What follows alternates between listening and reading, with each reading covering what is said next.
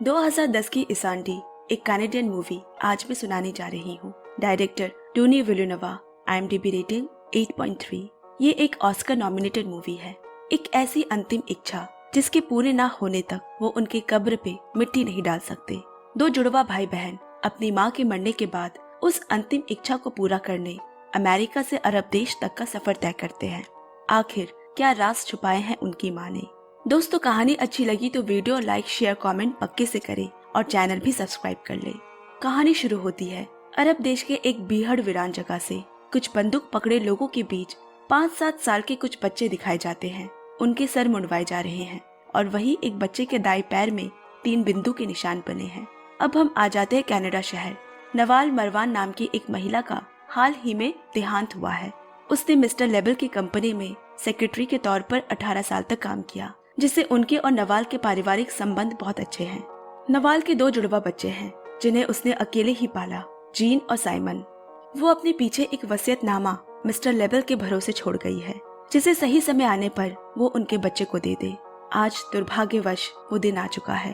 Mister label ने भारी मन से नवाल की फाइल खोली। अंदर कुछ डॉक्यूमेंट्स और 2 लिफाफे रखे हैं। उनकी माँ को मालूम था कि उनके बच्चों तक ये बात पहुंचाने का मिस्टर लेबल से अच्छा जरिया और कोई नहीं हो सकता। हिचकिचाते हुए उसने पढ़ना शुरू किया। मेरी सारी संपत्ति को बराबर मेरे दोनों बच्चे जीन और साइमन में बांटा जाए। मुझे दफनाते वक्त किसी तरह की पूजा पाठ का आयोजन ना किया जाए। मुझे खाली मिट्टी में उल्टा गाड़ा जाए।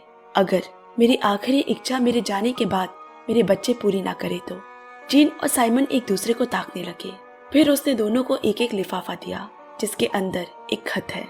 जीन के खत में लिखा है उसे उनके पिता को ढूंढ कर देना होगा, और साइमन में लिखा है उसे उनके भाई को ढूंढ कर देना होगा। जब ये दोनों काम खत्म हो जाए तब मिस्टर लेबल के पास एक तीसरा खत भी है जो उनकी माँ ने उन दोनों के लिए छोड़ा है। उसके बाद ही वो अपनी माँ को विधि पूर्वक कब्र दे सकते हैं। दोनों भाई बहन को आज बहुत बड़ा झटका लगा, क्योंकि उन्हें तो अब तक यही मालूम था कि उनके पिता युद्ध में मारे गए हैं और उन दोनों के अलावा और कोई भाई बहन नहीं। ये सब आखिर क्या चल रहा है? साइमन इन सब से सहमत नहीं। वो अपनी माँ को किसी भी आम इंसान की तरह पूरी इज्जत से कब्र देना चाहता है, बिना उनकी कोई भी शर्त माने। वहाँ से निकलकर दोनों अलग अलग दिशा में चले गए। जीन मैथमेटिक्स के असिस्टेंट प्रोफेसर है और उसकी माँ की छोड़ी गुत्थी उसके लिए किसी गणित के सवाल की तरह है, जिसका बिना हल निकाले वो रह नहीं सकती। उसके प्रोफेसर ने पूरी बात सुनकर कहा, तुमने सवालों से कभी हार नहीं मानी, तभी तुम एक लाजवाब मैथमेटिशियन हो। सवाल को आसान बनाने का तरीका है उसे कई हिस्सों में बांट दो, मगर इसके लिए कहीं से तुम्हें शुरुआत करनी होगी। जीन बोली, मेरे पिता दरेश के युद्ध में मारे गए थे और मेरी माँ एक छोटे से गांव दरोम से थी। उन्होंने दरेश की यूनिवर्सिटी से पढ़ाई पूरी की। प्रोफेसर बोला, मेरा एक पुराना दोस्त हैदर वहाँ का प्रोफेसर है, वो तुम्हारी जरूर मदद करेगा। घर आकर जीन ने माँ का पूरा कमरा खंगाल दिया, मगर कहीं भी उनकी पिछली जिंदगी का कोई सुराग नहीं मिला, बस एक पासपोर्ट साइज फोटो। अब कहानी उस दिन पे लौटी जिस दिन कम्युनिटी स्विमिंग सेंटर में अचानक जीन ने अपनी माँ को चुपचाप बैठे एकटक देखते हुए देखा। बहुत पूछने पर भी जब वो कुछ नहीं बोली, वो उसे अस्पताल ले आई। थोड़ी देर बाद साइमन भी वहाँ पहुंचा और कहानी इससे भी पीछे की ओर तेजी से भागती है। जब उनकी माँ नवाल जवान थी, उसे वहाद नाम के एक मुस्लिम रेफ्यूजी से प्यार हो गया और दोनों वहाँ से कहीं दूर भाग जाना चाहते थे, मगर उन्हें नवाल के भाइयों ने पकड़ लिया। तूने पूरे खानदान के मुंह पर कालिक पोत दी है, कहकर उसने वहाद पर गोली चला दी। वो नवाल को भी मारने वाले थे, तभी उनकी दादी ने रोक लिया और नवाल को घर ले आई। पहले तो दादी ने उसे बहुत खड़ी खोटी सुनाई, पर पोती के आंसुओं पे उनका दिल पसीज गया जब उसने बताया कि वो माँ बनने वाली है। नवाल अभी वहाद के शोक से बाहर भी नहीं निकली थी कि दादी ने उसके सामने एक शर्त रखी। बोली, इस बच्चे के जन्म के बाद तुम्हें इसे भूलना होगा और शहर में चाचा के पास रहकर एक नई जिंदगी शुरू करनी होगी। अपने अतीत को भूल अपनी पढ़ाई खत्म करो और एक नया भविष्य बनाओ। रोते हुए नवाल ने उनसे वादा किया। जल्दी समय बीता और नवाल ने एक लड़के को जन्म दिया। जन्म के तुरंत बाद दादी ने उस बच्चे के दाएं पैर पर 3 बिंदु के निशान बनाए और एक आखिरी बार नवाल की गोद में रखा। नवाल ने उसी दिन अपने बेटे से वादा किया कि वो उसे जहाँ भी हो ढूंढ निकालेगी। कहानी आज में लौट आई। जीन को पता है कि साइमन कभी उसके साथ आने को राजी नहीं होगा। वो माँ की एक तस्वीर उसके कमरे में छोड़कर अकेले ही दरेश के लिए निकल गई। वहाँ वो अपने माँ की यूनिवर्सिटी के प्रोफेसर हैदर से मिली, लेकिन कोई फायदा नहीं हुआ। क्योंकि उस वक्त वो पेरिस में पढ़ाते थे। इतनी दूर से आकर खाली हाथ लौटते हुए जीन को बहुत गुस्सा आ रहा है। उसने एक और बार रिसेप्शनिस्ट से पूछा और अब की बार उसे एक बहुत पुराने प्रोफेसर के पास भेजा गया। उन्होंने नवाल की तस्वीर देखकर कहा, तुम्हारी माँ को कहीं देखा देखा सा लगता है। मुझे लगता है ये कॉलेज के पत्रकारिता विभाग से थी और ये तस्वीर कफार रियाद में ली गई है, जो कि एक जेल खाना है। जिसे सुनकर जीन ताजुब हो गई और कहानी फिर अतीत की झलकियों में गुम हो गई, जब उसकी माँ यहाँ पढ़ा करती थी। उस दौरान क्रिश्चियन नेशनलिस्ट पार्टी और मुस्लिम रिफ्यूजीज में आए दिन दंगे होते। पूरे देश में मिलिट्री राज है। अब तो शहर के स्कूल्स, कॉलेजेस, यूनिवर्सिटीज भी बंद करा दिए गए। दिन दहाड़े गोलियां चलती। घर में बैठ नवाल और उसके चाचा की बेटियां रेडियो में खबर सुनते रहते। सरहदों के पास कभी घर जला दिए गए, कभी स्कूल फूंक दिए गए। नवाल को रह रहकर अपने बच्चे की चिंता होती, कहाँ होगा, किस हाल में होगा। उस शाम चाचा ने कहा, शहर में कर्फ्यू लगा हुआ है। हालात जब तक सामान्य नहीं हो जाते, उन्हें यहाँ से दूर पहाड़ों की तरफ अपने परिवार वालों के पास चले जाना चाहिए। यहाँ बहुत खतरा है। उसी रात नवाल ने तय किया कि वो उनके साथ नहीं बल्कि दक्षिण की तरफ अपने गांव की ओर जाएगी और किसी तरह सुबह घर से निकल गई। कई घंटों का सफर तय करके दक्षिण के इलाके तक पहुंची, जहां से लोग उल्टी दिशा में भाग रहे हैं। नवाल ने वहां आने के बाद अपने घर वालों को भी नहीं बताई। कई मीलों का सफर पैदल कर जब वो एक यतीम खाना पहुंची, वहाँ सिर्फ लड़कियां रहती है जो वहाँ से किसी दूसरी जगह भाग रहे हैं। उन्होंने बताया कि यहाँ से लड़कों को 3 साल पहले ही कफार खौत में भेज दिया गया है, जहाँ कल ही हमला हुआ है। तुम भी हमारे साथ किसी सुरक्षित जगह पर चलो। पर नवाल उल्टा कफार खौत चली गई। पर जैसा कहा था, वो जगह पूरी तरह तबाह हो चुकी है। वो बिलख बिलख कर रोने लगी। शायद मिलने से पहले ही उनका बिछड़ना तय था। वहाँ से गुजर रहे एक आदमी ने बताया, यहाँ से सभी बच्चे को दरेश के कैंप्स में ले जाया गया है। वहाँ से दोबारा नवाल निकल पड़ी। रास्ते में कई धुओं में फूके घर और लपटों में लिपटी बसें मिली, जो उसकी उम्मीदों को धुंधला करते जा रहा है। अब यहाँ जीन उस यूनिवर्सिटी से निकलकर अपनी माँ के गाँव आई, जो अब बंजर पड़ा है। किसी तरह माँ के परिवार का पता पूछते हुए वो उन तक पहुँची गई, जहाँ उनकी परदादियाँ तक है। पर जैसे ही उन्होंने नवाल का नाम सुना, सभी नाक भौं सिकोड़ने लगे। नवाल ने इस परिवार पर कालिक पोती है। हमें उसके बच्चों से कोई लेना देना नहीं, और उसे वहाँ से बिना किसी मदद के जाना पड़ा। नवाल और जीन एक ही जगह पर 2 अलग अलग समय में सफर कर रहे हैं। अब नवाल को जब हर तरफ से नाउम्मीदी हो गई, उसने बदला लेने का फैसला किया और जा पहुंची मुस्लिम रेफ्यूजी के सरदार जमशेदीन के पास। उससे जब वजह पूछी गई तो वो बोली, मेरे पति दरिश के मुस्लिम रेफ्यूजी थे जिन्हें मार दिया गया, और मेरे बेटे को इस परिस्थिति ने निगल लिया। मेरे पास जीने की ना वजह बाकी है और ना ही मन में खौफ। मुझे बदला चाहिए, इसीलिए मैं तुम्हारे काम आना चाहती हूँ। थोड़े दिनों बाद उसे क्रिश्चियन नेशनलिस्ट लीडर के यहाँ उनके बेटे के ट्विटर के काम पे लगा दिया। उसके क्रिश्चियन होने से किसी को उस पर शक भी नहीं हुआ। धीरे धीरे उस पर निगरानी कम हो गई। वो उसी लीडर के परिवार के साथ अब उठने बैठने लगी, और जब विश्वास पक्का हो गया, तब एक रात उसे काम को अंजाम देने को कहा गया। अगले दिन ट्यूशन पढ़ाते वक्त वो बंदूक लिए बाहर आई और सारी गोलियां उस नेशनलिस्ट लीडर के सीने में उतार दी।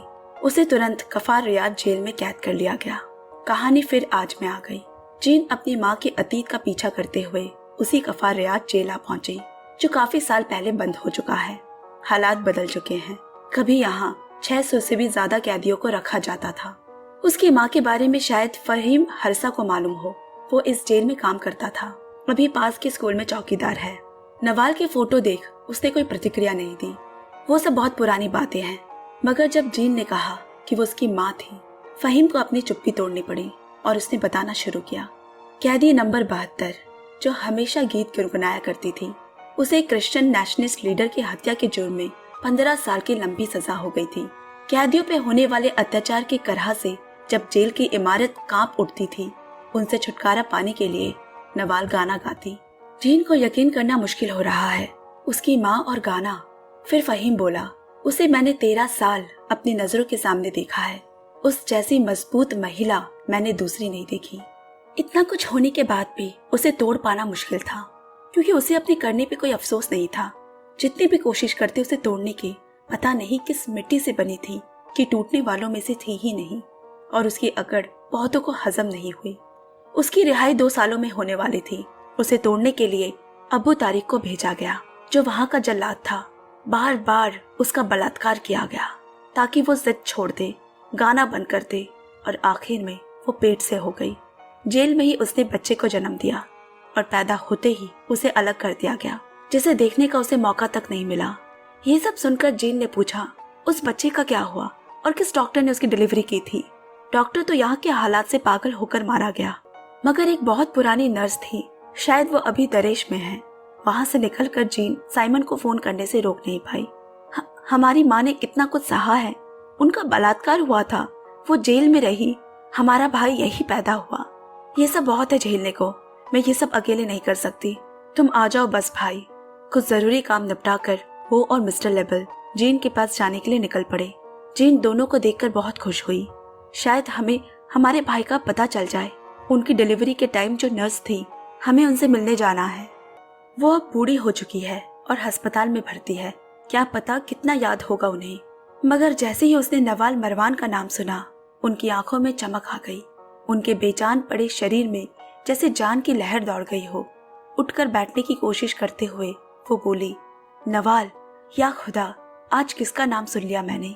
मैं उसे भली भांति जानती हूँ, मैंने ही उसकी डिलीवरी की थी, उसके बच्चे को बचाया था और यहाँ से निकलते वक्त उसे सौंप दिया। बच्चे जुड़वा हुए थे, दोनों सहम गए। वो ये बात मानने को तैयार नहीं कि वही ये बच्चे हैं। वो उस समय क्या महसूस कर रहे थे, शब्दों में तो नहीं कह सकते। डरे हैं, छुटला रहे हैं इस बात को। अब मिस्टर लेबल ने अपनी ओर से नवाल के पति और बेटे की जांच पड़ताल करवाई। उसके पति वहाद की तो कोई रिपोर्ट नहीं मिली हमें, मगर नवाल ने दरोम नाम के एक गांव में एक बच्चे को 1970 के मई महीने में जन्म दिया था और उसे इलाम नाम की महिला को सौंप दिया, जिसने उसे कफार खौत नाम के यतीम खाने में दे दिया। उस महीने वहां एक ही लड़का बच्चा भर्ती किया गया था, जिसका नाम निहाद रखा गया। तो ये बात पक्की हो गई कि नवाल के बेटे और जिसे तुम ढूंढ रहे हो, उसका नाम निहाद है। फिर युद्ध शुरू हो गया। बाकी जगह के साथ वो यतीम खाना भी तबाह कर दिया गया। लेकिन यहाँ से आगे की कहानी हमें मालूम नहीं कि उन बच्चों को कहाँ ले जाया गया। पर एक रास्ता है। उस समय के मुस्लिम लीडर जमशेद्दीन, जिसने उस समय की काफी सारी घटनाओं को आंखों के सामने होते देखा है, मुझे पूरी उम्मीद है कि उसे जरूर कुछ मालूम होगा। मगर दिक्कत यह है कि वो कहाँ रहता है, किसी को नहीं मालूम, न उसे किसी ने देखा है। उससे तब तक कोई नहीं मिल सकता जब तक वो ना चाहे।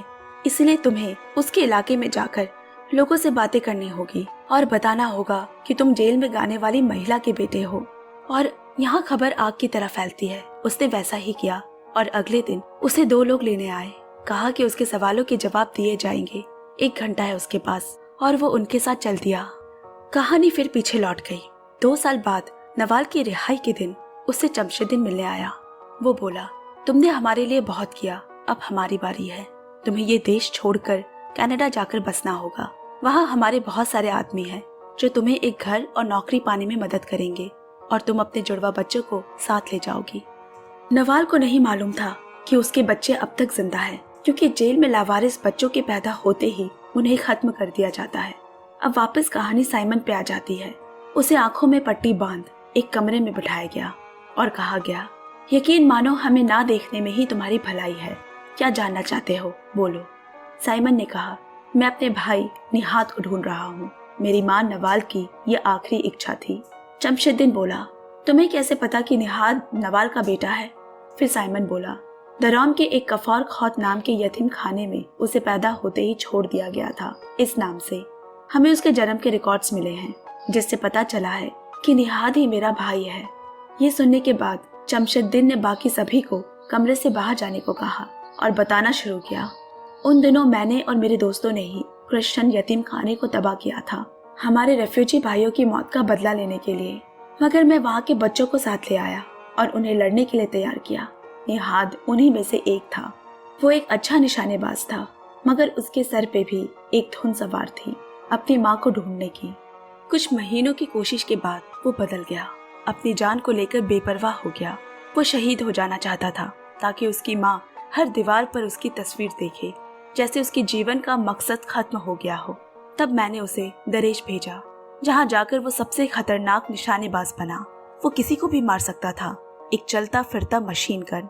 ये कहना गलत होगा कि उसने कईयों की जान ली, बल्कि उसे बचपन से यही सिखाया गया। उसे ट्रेनिंग दी गई थी कि वो ऐसा ही बने, मगर फिर वो दुश्मनों के हाथों पकड़ा गया और गफार रियाद जेल ले जाया गया, उसी जेल जहाँ तुम्हारी माँ थी।